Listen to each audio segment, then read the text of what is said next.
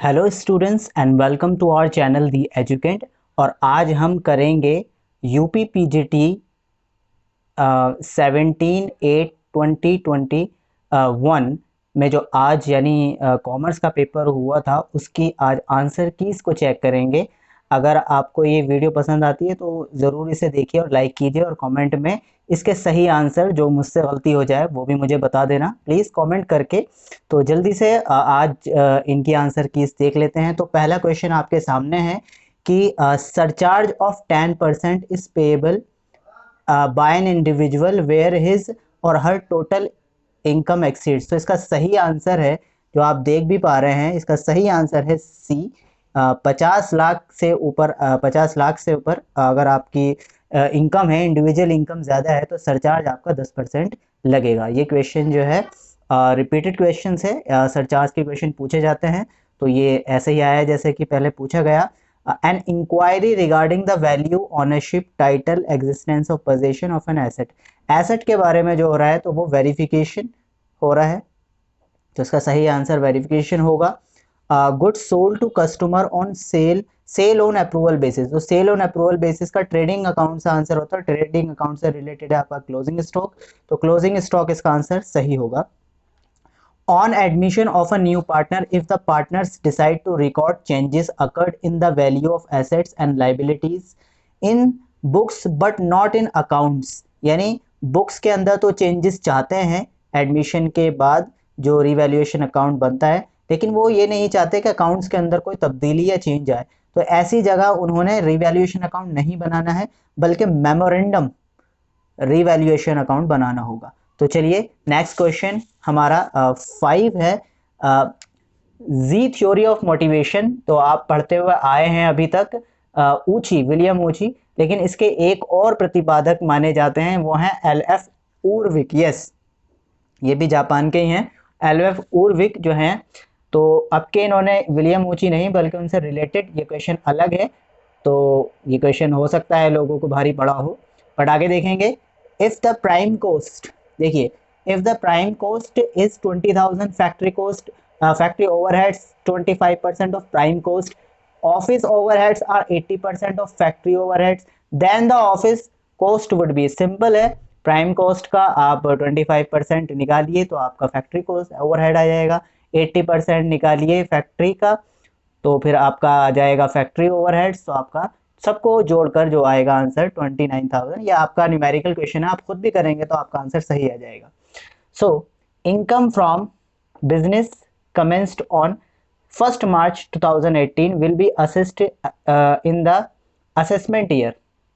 तो ये बहुत सिंपल सी बात है कि अगर असेसमेंट ईयर ये होता है कि जिस ईयर यानी पिछले ईयर की जो इनकम होती है, पिछला ईयर ही है ये मार्च, जो कि मार्च से शुरू हुआ है, तो मार्च से शुरू हुआ है तो ये 31 मार्च को ही ख़त्म हो जाएगा और नया जो शुरू होगा 1 अप्रैल 2018 से 2019 तक। तो सही आंसर आपका ये बी होगा, 18 to 19।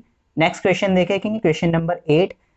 Which of the following, आप देख पा रहे हैं, विच of the following statement is not true, true कौन सा नहीं है, तो इसका सही आंसर है आपका B. The most dominating cause of environmental pollution is the use of chemicals in agriculture.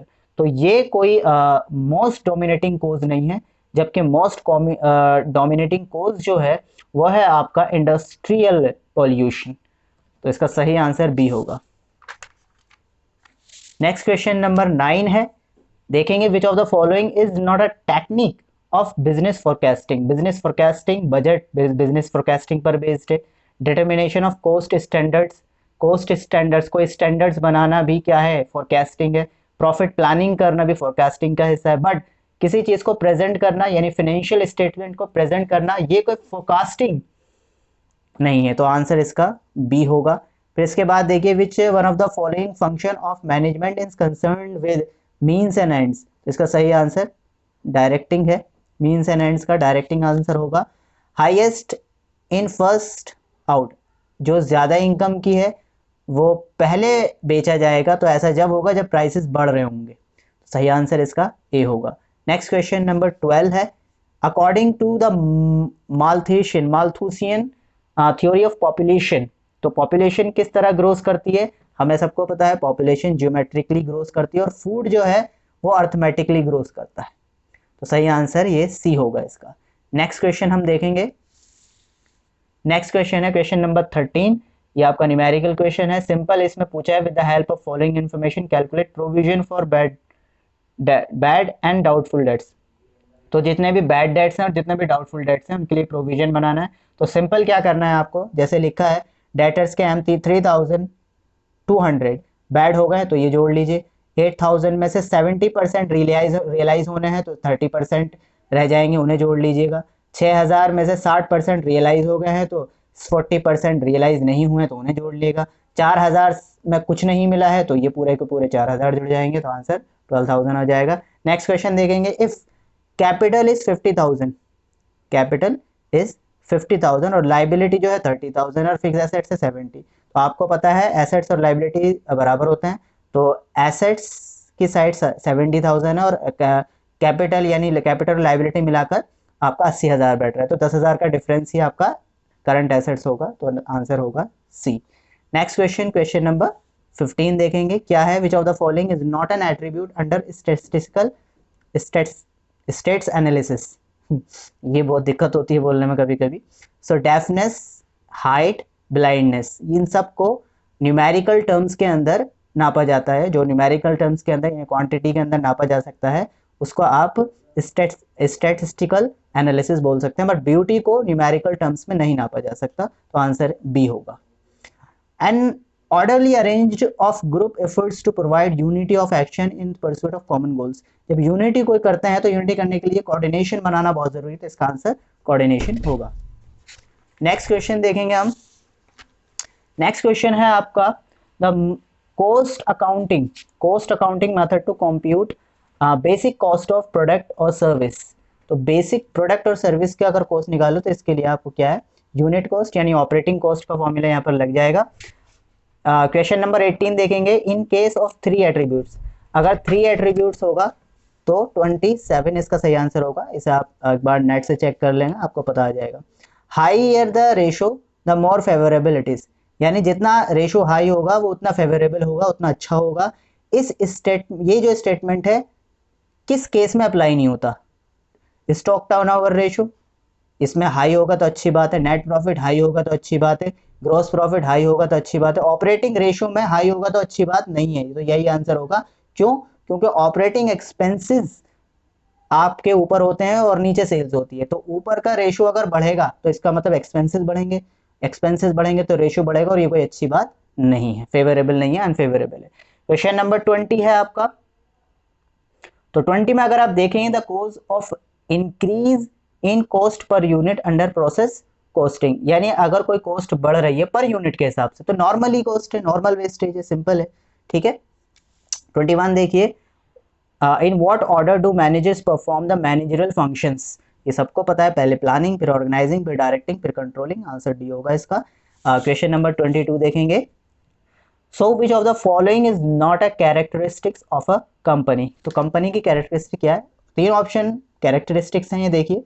Article personality होती है कंपनी, परपेचुअल सक्सेशन होता है, सेपरेट लीगल एग्जिस्टेंस भी होता है, क्या नहीं होता, नॉन कॉर्पोरेट बॉडी नहीं है बल्कि एक कॉर्पोरेट बॉडी है, तो यही आंसर होगा इसका। Question number 23, securities premium can be used by a company for issuing bonus shares. तो इशूइंग बोनस शेयर्स का सही आंसर होगा। Total value of goods and services produce with in the country during the year. तो ये GDP है, simple है, total मतलब domestic है तो इसके अंदर ही माना जाएगा कंट्री के, तो जीडीपी सही आंसर होगा इसका। While delegating authority a supervisor delegates, authority के साथ साथ उसको रिस्पॉन्सिबिलिटी और अकाउंटेबिलिटी भी देनी होगी, तो सही आंसर डी होगा। Determination of cost from actual expenses incurred is termed as, actual cost से डिटरमाइन करना कोई चीज वो स्टैंडर्ड कॉस्टिंग। आपने स्टैंडर्ड कॉस्टिंग में बहुत बार देखा होगा वेरिएंस, जिसमें एक्चुअल और स्टैंडर्ड का वेरिएंस देखा जाता है, तो डिफरेंस देखते हैं तो ये ऐसा कहाँ होता है, स्टैंडर्ड कॉस्टिंग में ही होता है। तो नेक्स्ट क्वेश्चन हम देखेंगे हम हमारा 27, a cost that remains constant per unit but changes with the volume of output. तो सीधी सी बात है, अगर वॉल्यूम के साथ कोई कॉस्ट बढ़ रही है तो वो वेरिएबल कॉस्ट होती है, तो ऑप्शन सी इसका सही होगा। नेक्स्ट क्वेश्चन है आपका, दिख रहा होगा आपको, an arrangement of staff duties whereby no person is allowed to record every aspect of transaction। यानी ये जो एक मैं कह देता हूँ इसे इसे कह सकते हैं कि अरेंजमेंट जो करना होता है ये इंटरनल चेक होता है। इसे एक बार इंटरनल चेक को आप पढ़ लेंगे तो आपको समझ में आ जाएगा कि इसका क्या काम है। तो आंसर बी होगा इसका। The relationship between two variables can be expressed, ratio में भी किया जा सकता है, परसेंटेज में भी किया जा सकता है और रेट में भी किया जा सकता है। तो इसका सही आंसर डी होगा, all of the above. Question number 30, the basis of income measurement. Income measurement यानी मैचिंग कंसेप्ट से रिलेटेड है, तो सिंपल इसका आंसर मैचिंग कंसेप्ट होगा, क्योंकि हम इनकम और एक्सपेंसेस को मैच करते हैं तो वही मैचिंग कंसेप्ट होता है। The expenses which are incurred to increase the demand of product are known as, तो जो ये दोनों ही आंसर इसके सही है, सेलिंग और डिस्ट्रीब्यूशन दोनों ही प्रोडक्ट की डिमांड को बढ़ाने का काम करते हैं। फिर है आपका under time series analysis. So regular and periodic moment not exceeding 1 year, तो ये सीजनल है। सीजन का आपको जाहिर सा पता है कि जब सीजन होता है तो एक साल के अंदर के जरूर अंदर एक साल के अंदर अंदर सीजन जरूर आता है, तो 1 ईयर के अंदर अंदर ये सीजनल इसका सही आंसर होगा, यानी ऑप्शन डी इसका सही आंसर है। फिर आगे देखेंगे, which of the following is not a PV ratio. PV ratio का फॉर्मूला कौन सा नहीं है, तो आपको अच्छे से पता है change in profit change in total cost का कोई मतलब नहीं होता, तो यही आंसर ठीक है, ये इसका पीवी रेशो का फॉर्मूला नहीं है। नेक्स्ट क्वेश्चन देखेंगे आप, the principle of management are significant because of increase in efficiency. जाहिर सी बात है जितने भी प्रिंसिपल्स बनाए जाते हैं वो क्या होता है, इंक्रीज इन एफिशिएंसी। इसका answer optimum utilisation of resources भी मिलता जुलता है, बट इसका मोस्ट अप्रोप्रिएट आंसर मुझे लगता है इंक्रीज इन एफिशिएंसी है। The main advantage of functional organisation is specialisation. आपको पता है फंक्शनल ऑर्गेनाइजेशन के अंदर स्पेशलाइजेशन होता है, क्योंकि अलग अलग फंक्शंस किए जाते हैं। Which among the following is not a property of indifference curve. देखेंगे C option, indifference curves are always concave. Concave नहीं होता, कॉन्वेक्स टू द ओरिजिन होता है, तो ये आंसर सी सही होगा। फिर देखेंगे आप, in the absence of an agreement retiring partner share the firm purchase by remaining partner. इसमें थोड़ी कंफ्यूजन थी, क्योंकि एब्सेंस ऑफ एग्रीमेंट है तो इक्वल होता है, वैसे प्रॉफिट शेयरिंग रेशियो इक्वल होता है, लेकिन जब रिटायर होता है पार्टनर तो वो जो शेयर्स देते हैं तो वो इक्वल के हिसाब से नहीं, बल्कि जो उनका शेयर्स बैठता है कैलकुलेट करके प्रॉफिट शेयरिंग रेशियो, तो मेरे हिसाब से 20 का आंसर सही होना चाहिए। The sum of deviation from, ये इसका नेगेटिव या पॉजिटिव दोनों में से कुछ भी हो सकता है। The process of selecting a course of action of out of alternative, ये डिसीजन है, ऑल्टरनेटिव में से आपको डिसीजन लेना, चयन करना है, तो ये आपका सिंपल है। Excess of face value over issues price security premium, यानी अगर आप वैल्यू जाहिर सी बात है फेस वैल्यू से ऊपर प्राइस जा रहा है तो वो सिक्योरिटी प्रीमियम, और नीचे जाता है तो डिस्काउंट होता है। Question number 41, in case of business forecasting which of the following statement is not correct.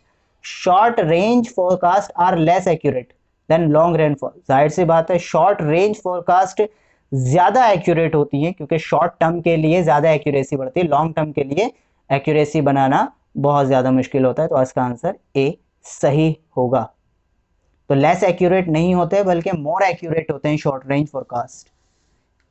42, if personal income and undistributed, इसका एक फॉर्मूला आप लगा लेना नेशनल इनकम निकालने में, जो पर्सनल इनकम और अनडिस्ट्रीब्यूटेड और कॉर्पोरेट टैक्स, इसका फॉर्मूला लगा के आंसर आ जाएगा इसका। ये न्यूमेरिकल क्वेश्चन आप खुद भी निकाल सकते हैं। Right shares means those shares which are offer to existing share holder, existing share holder को दिए जाते हैं राइट शेयर्स, ये सभी को पता है, बहुत बार क्वेश्चंस आ चुके हैं। 44, विच of the following statement is not correct, तो ऑप्शन सी पढ़ेंगे सीधा, managerial accounting includes details quantity. Quantity only quantity नहीं, बल्कि क्वालिटेटिव और क्वांटिटेटिव दोनों ही मैनेजर के लिए चाहिए ताकि वो डिसीजन ले सके। Debt and equity ratio is a test of solvency होता है, सीधा सा, बहुत इजी क्वेश्चन है।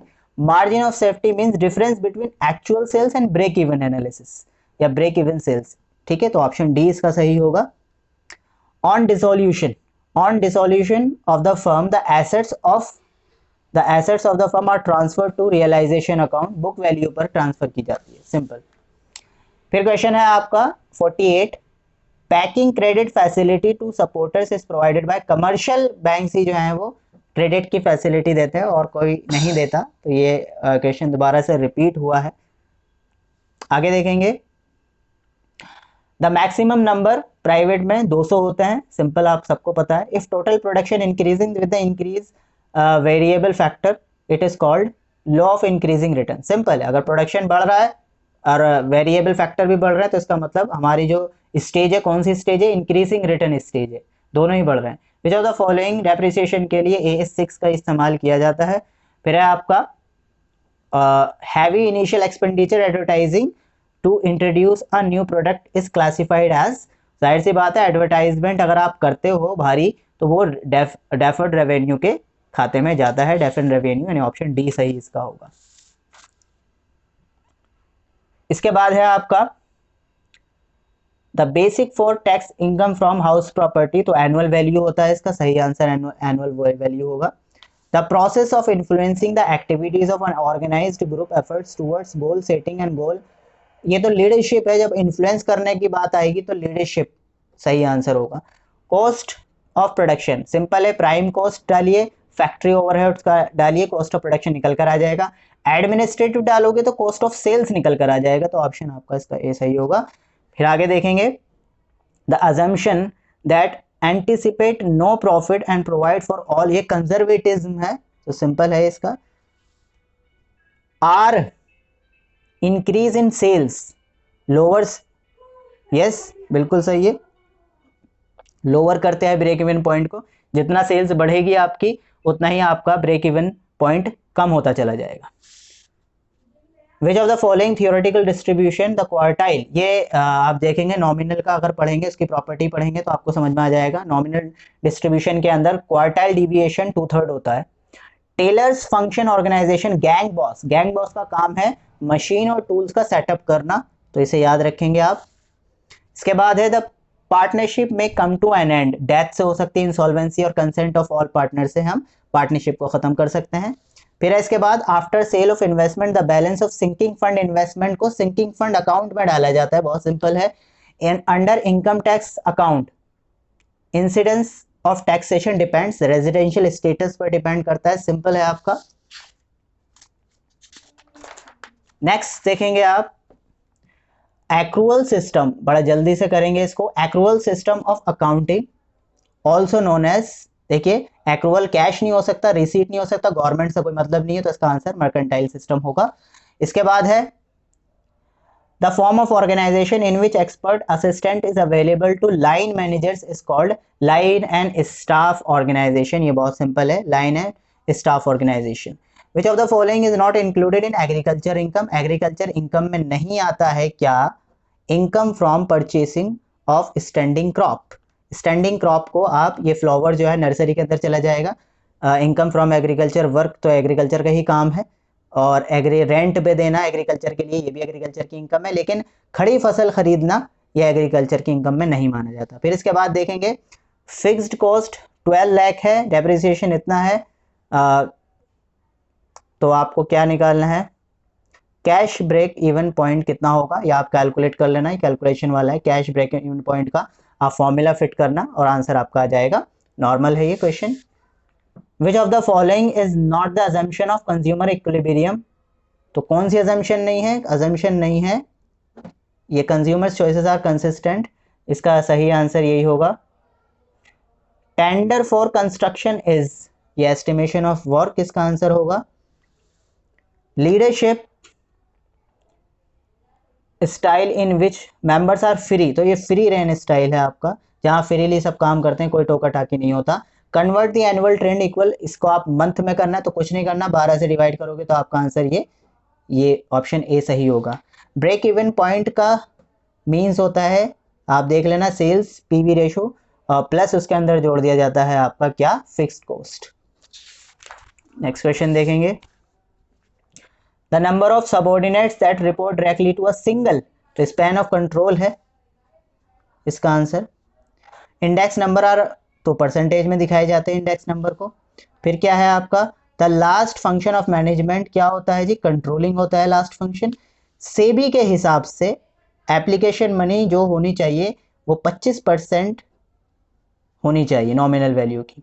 Flow of information amongst the people of different departments at different, तो डिफरेंट डिपार्टमेंट, ये हॉरिजेंटल है यानी कई डिपार्टमेंट हैं एक जगह, हॉरिजेंटल लाइन है बिल्कुल, तो इसका आंसर यही होगा। 77 का देखिए, the relationship between correlation and coefficient of determination, तो ये आंसर बहुत अच्छा पूछा गया, ये स्क्वायर होगा इसका आंसर, कोएफिशिएंट यानी option A, coefficient of determination is the square of correlation coefficient. 78 का, if the bad debts that have been written off it recovered subsequently they are credited to profit and loss में जाता है, debtors में नहीं जाएगा क्योंकि debtors account बंद हो जाते हैं जब बैड डेट्स रिकवर होता है। तो सो फिर देखेंगे क्वेश्चन आगे, इकोनॉमिक क्वांटिटी ऑर्डर पूछ रहा है, तो ये आप आराम से कर सकते हैं इकोनॉमिक क्वांटिटी का फॉर्मूला लगा के। On admission of new partner increase in value of asset is credit to, तो इंक्रीज जब होता है तो रिवैल्यूएशन में जाता है, इंक्रीज या डिक्रीज होता है जब एडमिशन होता है, पार्ट एसेट्स और लाइबिलिटीज को रिवैल्यूएट किया जाता है तब आप देखते हैं, तो रिवैल्यूएशन में अगर डिक्रीज होता है एसेट्स के अंदर तो वो डेबिट हो जाता है वरना क्रेडिट हो जाता है, तो ऑप्शन होता है रिवैल्यूएशन अकाउंट के अंदर ही। इसके बाद है आपका ग्रॉस प्रॉफिट जो है वो सिंपल है, ये तो आपका फॉर्मूला आप देख लेंगे ऑप्शन बी। फिर इसके बाद है विच among the following is not a technique of business forecasting, दोबारा आ गया, टाइम सीरीज है, रिग्रेशन है, इनपुट है, लेकिन वेरिएंस एनालिसिस नहीं है, स्टैंडर्ड डेविएशन का है। स्केलर चेंज जो है वो हेनरी फेयोल ने दिया था। Motivation is related to leadership, motivation का काम ही लीडरशिप से है। इसके बाद है according to system that doesn't take into consideration outstanding, तो ये एक्रूवल सिस्टम नहीं है, ये कैश सिस्टम है जहां पर आउटस्टैंडिंग और एक्रूड इनकम की एंट्री नहीं की जा रही है, तो इसका मतलब वो एक्रूवल बेसिस नहीं है, कैश बेसिस है। इसके बाद आप देखेंगे कैपिटल गियरिंग रेशियो का फॉर्मूला लगाइए और इसे कर लेना, इसमें कुछ नहीं है। The term previous years means financial year just before the assessment year, previous year क्या होता है, just before the assessment year जो होगा वो प्रीवियस ईयर होगा आपका। A company can not redeem, 88 question number है, can not redeem its debentures out of losses, नहीं कर सकते, बाकी सब में से किया जा सकता है। Collection from debtors has no effect on current, जाहिर सी बात है डेटर्स से कलेक्शन हुआ, पैसा आया लेकिन डेटर्स कम हो गए तो इसका इफेक्ट होगा ही नहीं, एक बार डेटर एसेट्स घटी है फिर एक बार बढ़ गई है करंट एसेट्स, तो कोई फर्क नहीं पड़ेगा इसका। अब है question number 90, Carl's Pearson coefficient में 2 वेरिएबल्स होते हैं एक्स और वाई, तो आंसर इसका ए सही होगा। फिर इसके बाद है the measure based on each value को कंसिडर करता है डेविएशन, बल्कि ये range quartile interquartile each value को मेजर नहीं करते। अर्थमेटिक मीन भी ईच वैल्यू को सीरीज की यानी एक एक नंबर को इवेल्युएट करता है। The written agreement between partners to form a partnership is called, partnership deed होता है simple. The process of controlling is concerned with measurement of actual performance setup of, ये दोनों में से एक हो सकता है बट ये ऑप्शन मुझे ज्यादा सही लगा 93। The depreciation of fix asset is, depreciation book value पे लगाई जाती है तो बुक वैल्यू आंसर होगा इसका सही। Total force that drives a person to take, कोई भी फोर्स हो जो आदमी को काम करने के लिए मोटिवेट, तो मोटिवेशन इसका सही आंसर होगा। इसके बाद होगा अकॉर्डिंग टू मार्शल, तो अकॉर्डिंग टू मार्शल जो होगा इसका answer law of diminishing marginal utility होगा। Under management reporting system and control, देखो कंट्रोल रिपोर्ट और इंफॉर्मेशन रिपोर्ट ऑपरेटिंग रिपोर्ट का हिस्सा है, चाहे आप जब काइंड्स ऑफ रिपोर्ट्स पढ़ेंगे तो उसमें आपको दिख जाएगा ये। When shares are forfeited shares capital account is debited, तो वो कॉल्ड अप कैपिटल से डेबिट किया जाता है जब फॉरफीचर होता है। ये जॉइंट लाइफ पॉलिसी है जो प्रीमियम है डेबिट होता है प्रॉफिट एंड लॉस अकाउंट के अंदर। क्वेश्चन नंबर 100 है, who is known as the father of scientific, ये टेलर है सबको पता है इसका, कोई बहुत ही मशहूर है। From the following details calculate the taxable, ये सिंपल है और नॉट ऑर्डिनरी है तो आप देख लेंगे। रिसीव्ड हो गया है तो इंक्लूड 1000 जोड़ लीजिए, 6000 अनटैक्सड है तो इसे छोड़ दिया, अनटैक्सड नहीं जोड़ा जाता। 2000 अर्नड इन इंडिया तो जोड़ लीजिए 3000 हो गया। 10,000 earn and received in Africa, तो ये नहीं होगा, तो सिंपल सा आपका देख लीजिए क्या आंसर आएगा, 3 होगा, 2 और 1 3000 आंसर होगा इसका। इसके बाद देखिए निम्नलिखित में, हाँ, विच of the following is not a tool of management accounting, inflation financial है, स्टैंडर्ड कोड है, एनालिसिस है, लेकिन इन्फ्लेशन मैनेजमेंट अकाउंटिंग का पार्ट नहीं है। इन contract account the work in progress is called cost of work certified and uncertified दोनों। इसके बाद है आपका income from income received in India. तो वो अगर रिसीव्ड इन इंडिया हो गई है तो कोई भी एसएससी नहीं बचेगा, सब एसएससी के लिए वो टैक्सेबल होगी। तो ऑप्शन ए इसका सही होगा। आफ्टर रेसेशन, रेसेशन के बाद डिप्रेशन आता है, फिर उसके बाद थ्रू आता है, फिर रिकवरी होती है, तो ऑप्शन आपका बी इसका सही होगा। इसके बाद है the amount of discount on debtors, ये आप कैलकुलेट करके निकाल लेना, बहुत ईजी क्वेश्चन है। Break even point is where total revenue equals to fix cost के बराबर जब हमारी सेल्स हो जाता है तो ब्रेक इवन पॉइंट कहलाता है। Secular trend can not be measured by, इसका सही आंसर है वेटेड एवरेज मेथड। इससे सेक्युलर ट्रेंड मेजर नहीं किया जा सकता। मूविंग एवरेज, सेमी एवरेज और फ्री हैंड कर्व से सेक्युलर ट्रेंड को मेजर किया जा सकता है। इसके बाद है आपका security premium is a capital receipt, जाहिर सी बात है रिजर्व एंड सरप्लस के अंदर जाता है। Arithmetic mean of a frequency distribution is 5, तो इसका आंसर 25 नहीं होगा क्योंकि डिस्ट्रीब्यूशन फ्रीक्वेंसी डिस्ट्रीब्यूशन से मल्टीप्लाई कराई गई है, तो ये करके देखना आप, आपका आंसर 5 ही आएगा। With regard to business cycles which of the following is not true, expansion के बाद रेसेशन नहीं आता, एक्सपेंशन के बाद बूम आता है, तो यही ऑप्शन गलत है, तो सही आंसर ए होगा। After redemption of debentures the balance of sinking fund account, तो sinking fund account general reserve में जाता है, बहुत नॉर्मल क्वेश्चन पूछा गया है। इसके बाद है आपका the responsibility to conduct census, तो मिनिस्ट्री ऑफ होम अफेयर्स ही कराता है। आपने सुना होगा रजिस्ट्रार के नाम से एक जो सेंसस कराते हैं वो मिनिस्ट्री ऑफ होम अफेयर्स से ही किया जा सकता है। So the concept of economic order quantity is a technique of inventory control है, normal. The printing of wedding invitation, तो ये जॉब कॉस्टिंग है, यानी जब आप एक पर्टिकुलरली एक चीज़ बनाने के लिए देते हो कि हाँ भाई मेरी ये चीज़ इस तरीके से कर दीजिए और स्पेशलिटी डालते हो आप उसके अंदर, बड़ी कस्टमाइज चीज़ें करते हो, तो ये जॉब कॉस्टिंग कहलाता है। इसके बाद है आपका functions relationship between two variables, तो रिग्रेशन होता है, फंक्शनल रिलेशनशिप होता है रिग्रेशन में। तो आगे देखेंगे आप डेटर्स, ये आप निकाल लेना, कुछ नहीं है, आपको एवरेज कलेक्शन पीरियड निकालना है। इसके बाद है the portion of uncalled capital that can be called, तो जो ना मांगी गई पूंजी होती है वो वाइंडिंग अप पर मानी जाती है, वो रिजर्व कैपिटल होता है, आपको सभी को पता होगा रिजर्व कैपिटल। इसके बाद है आपका a company incorporated by special act of, statutory company होती है जो स्पेशल एक्ट, यानी ऑप्शन सी इसका सही होगा। The term casual income does not include, casual income क्या नहीं है, विनिंग फ्रॉम लॉटरी कैजुअल है, विनिंग फ्रॉम गैम्बलिंग कैजुअल है, capital gain on sale of shares ये कोई कैजुअल इनकम नहीं है।